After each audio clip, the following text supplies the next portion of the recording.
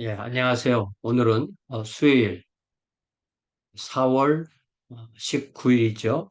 오늘 사도행전 15장 22절에서 35절까지 예루살렘 회의를 마치고 이제 안디옥 교회에 보낸 편지의 내용에 대해서 함께 보도록 하겠습니다. 자, 15장을 보면 처음에 문제가 발생한 것이 예루살렘에서 유대주의자들이 안디옥에 와서 이방인들이 구원을 받으려면 할례를 받고 모세율법을 지켜야 된다라고 주장하는 것으로 많은 분쟁이 일어나고 논란이 일어나서 교회에서 안디옥 교회에서 바울과 바나바를 예루살렘에 파송하게 되는 거죠. 자, 그래서 이 바울과 바나바는 1차 선교 여행에서 갈라디아 지방을 다녀와서 많은 이방인 교회가 탄생했는데 이, 그 교회들에게 할례를 받고 모세율법을 지키라고 해야 되느냐라는 것이 아주 중요한 분기점이 되는 것이고, 그래서 이것을 그대로 따르면 어, 기독교는 따로 있는 것이 아니고 유대교 속에 들어가게 되는 거죠. 그러나 이것을 우리가 기독교가 쳐낼 때 기독교는 기독교고 유대교는 유대교고 이렇게 되는 것입니다. 여기 5절에 그들의 주장이 분명하게 1절과 5절에 나오죠. 어떤 사람들이 유대로부터 내려와서 형제들을 가르치되 너희가 모세의 법대로 할례를 받지 아니하면 능히 구원을 받지 못하리라. 또 5절에 바리새파 중에 어떤 믿는 사람들이 일어나 말하되 이방인에게 할례를 행하고 모세율법을 지키라 명하는 것이 마땅하다. 또 그랬을 때 베드로가 그 내용에 대해서 뭐라고 말하냐면 10절에 그런데 지금 너희가 어찌하여 하나님을 시험하여 우리 조상과 우리도 능히 매지 못하던 멍에를 제자들의 목에 두렸느냐. 그러나 우리는 그들이 우리와 동일하게 주 예수의 은혜로 구원받는 줄을 믿노라. 율법을 행함으로 구원받는 것이 아니라 주 예수를 믿는 믿음으로 은혜로 구원을 받는다. 이렇게 말을 한 거죠.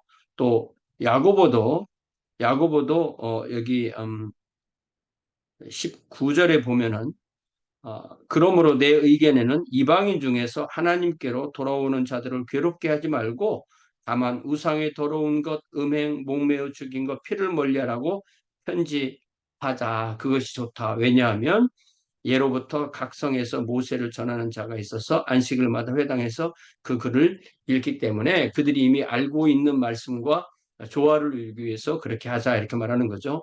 자, 22절에 이에 사도와 장로와 온 교회가 그 중에서 사람들을 택하여 바울과 바나바와 함께 안디옥으로 보내기를 결정하니, 예. 그러니까 일이 일어나고 바울과 바나바가 예루살렘을 와서 회의를 요청하고 회의를 하고 또 결정을 하고 결정한 것을 이제 실행하기 위해서 말로 전할 사람과 또 그들이 가져갈 편지를 결정해서 안디옥 교회에 보내게 되는 거죠. 안디옥으로 보내기 결정하니 곧 형제 중에 인도자인 바사바라 하는 유다와 실라더라. 예. 그러니까 이 유다라는 사람은 바사바라는 또 다른 이름이 있었고요. 그리고 실라라는 사람이 같이 또 갑니다. 이 바울과 바나바도 이 둘만 온 게 아니라 또 같이 동행이 있었고 이제 거기에 더해서 말로 회의 내용을 전달해 줄 사람. 그러니까 바울과 바나바 외에 또 유다와 실라도 함께하게 되었던 것입니다. 자, 그 편에 편지를 붙여 이르되 지금부터 23절부터 29절까지가 편지의 내용입니다. 사도와 장로된 형제들은 사도와 장로된 형제들이 참 좋죠. 앞으로 우리가 이런 표현을 좀 배웠으면 좋겠어요. 내가 은사에 의해서 사도가 되었고 권위에 의해서 사도가 되었고 장로가 되었지만 나도 형제 중에 하나이다. 이런 의미잖아요. 사도와 장로된 형제들은 안디옥은 도시죠. 시리아는 안디옥을 포함하는 속주이죠. 길리기아는 시리아 위에 있는 속주이죠. 안디옥과 수리아와 길리기아에 있는 이방인 형제에게 문안하노라.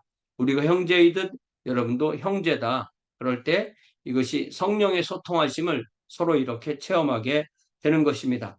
들은즉 우리 가운데서 어떤 사람들이 우리의 지시도 없이 나가서 말로 너희를 괴롭게 하고 마음을 혼란하게 한다 하기로.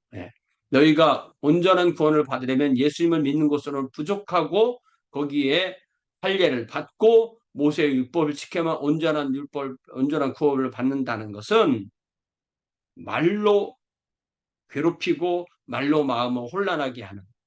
그러니까 이 구원을 흔들리게 하는 거기 때문에 이 유대주의는 이단적 가르침인 것입니다.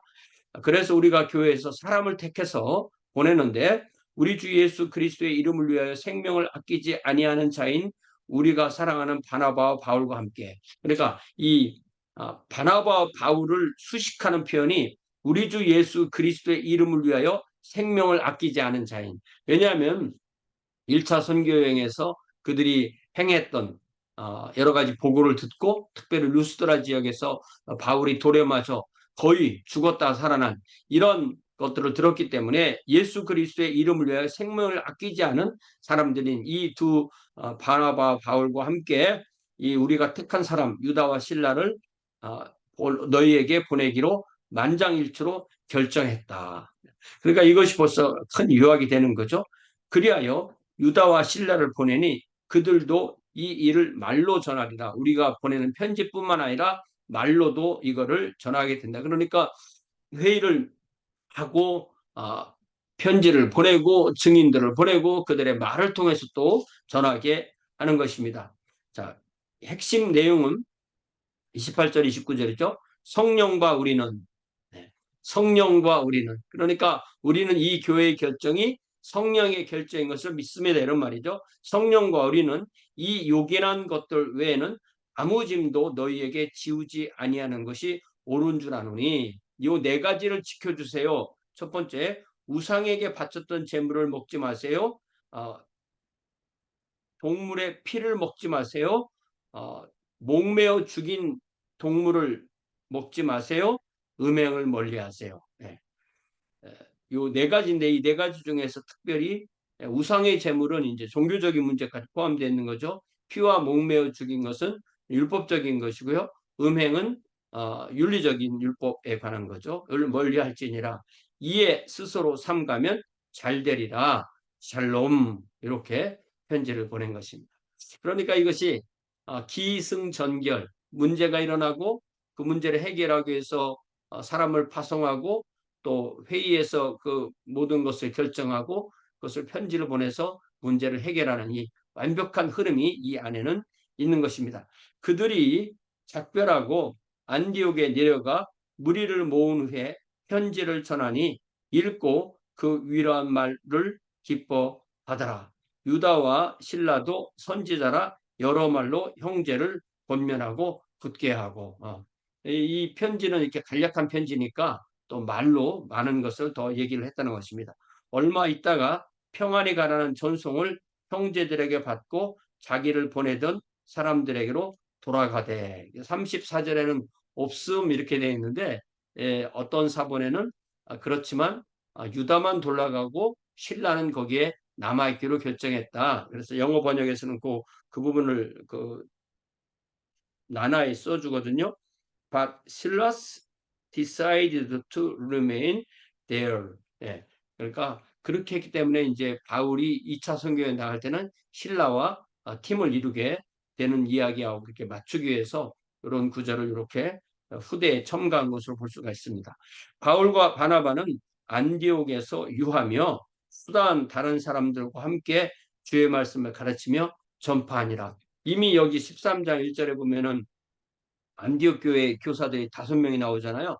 안디옥 교회 선지자들과 교사들이 있으니 곧 바나바와 니게르라는 시몬, 구레네 사람 루기오, 분봉왕 헤롯의 젖동생 마나엘, 사울 이런 그 교사들 외에 그 이후에도 교사들이 더 있었을 것이고 그 교사들과 함께 수많은 사람들을 가르쳤다. 이게 그 당시의 교회는 가정교회 형태였고, 한 가정교회에 많이 모여야 50명 정도 모이기 때문에 여러 곳에서 분산해서 모여야 되기 때문에 많은 교사들이 필요했고 많은 그런 선지자들이 필요했던 것을 알 수가 있습니다. 자, 우리가 이 사도행 15장을 좀 자세하게 보았는데요. 우리에게도 여러 가지 일이 있을 때 여기에 이제 몇 가지 중요한 원리가 있는 거예요. 그것이 바로 뭐냐면 같이 회의해서 중론을 모아서 그 결정이 하나님께서 주신 결정인 것을 믿고 그 회의에서 결정을 한다. 그래서 앞으로 이제 이 교회에서 중요한 일이 있을 때 아주 이 전 교회가 함께 모여서 회의하는 그런 전통이 이루어지거든요. 그 중에 이제 첫 번째 전 교회적 회의가 325년에 니케아라는 곳에서 이루어졌던 니케아 공의회였고, 이 니케아 공의회에도 이 아리우스라는 사람이 예수님은 어, 아들이기 때문에 피조물이지 하나님 같은 성부 하나님 같은 창조주가 아니다. 그러니까 하나님은 영원토록 하나님이지만 하나님의 아버지신 것은 아들을 낳았을 때부터 아버지시기 때문에 하나님은 항상 아버지였던 것은 아니다. 이런 요상한 그런 주장을 하는 것을 이제 해결하기 위해서 모였던 회의가 325년에 콘스탄티누스 황제가 이제 회의를 소집해서 어, 교회 공의회라는 걸 하게 돼요. 그런 교회 공의회의 어떤 형태에서 가장 초기 형태가 바로 이 예루살렘 공의회라고 그렇게 할 수가 있습니다. 이것이 결국은 어, 어, 결국 그 교회 여기 보면 이제 장로와 사도들이 모여서 회의를 한 건데, 그 이후로는 교회 감독들, 비숍이라고 말하는 감독, 주교 이런 분들이 모여서 이 회의를 하는 거거든요. 그랬을 때 특별히 초대교회 처음 한 400년, 500년, 600년, 700년까지 1, 2, 3, 4차 회의 그리고 5, 6, 7차 회의까지가 아주 중요한 기독교의 그, 그 틀이 완전히 결정하게 되는 그러한 회의가 이 초대 공의회를 통해서 성립이 되게 된 것입니다.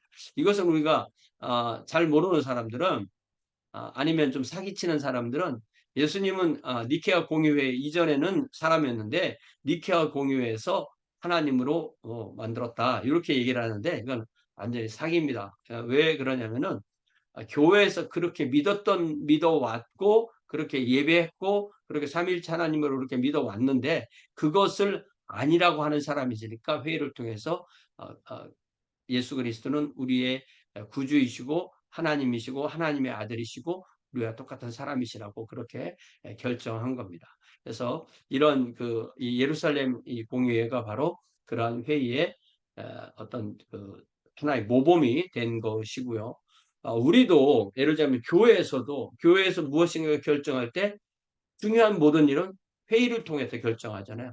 회의를 통해서 결정한다는 뜻은 각 사람, 그 회를 구성하는 각 사람의 안에 성령께서 계시기 때문에 그들의 결정이 바로 성령의 결정이라는 것을 믿는 거예요. 그렇기 때문에 이 편지에서도 28절에 성령과 우리는 이렇게 말하는 거죠. 그러니까 우리가 결정했지만 성령께서 주신 것을 결정한 것이다. 라고 그렇게 믿은 거죠. 그렇기 때문에 우리가 회의에서 뭔가를 결정하고 그것을 따르는 것은 우리의 이 신앙생활 또 교회생활, 공동체 생활에 아주 핵심적으로 중요하다는 사실을 깨닫게 됩니다. 이제 우리가 곧 5월이면은 우리 교회 부흥회 또 안수식이 있는데 이런 일을 통해서 또한 우리 교회 우리 주님께서 큰 은혜로 함께 해 주시기를 또 함께 기도합시다. 사랑의 아버지 하나님, 오늘 이 예루살렘 공의회를 마치고 또 편지를 보내고 대표자를 보내서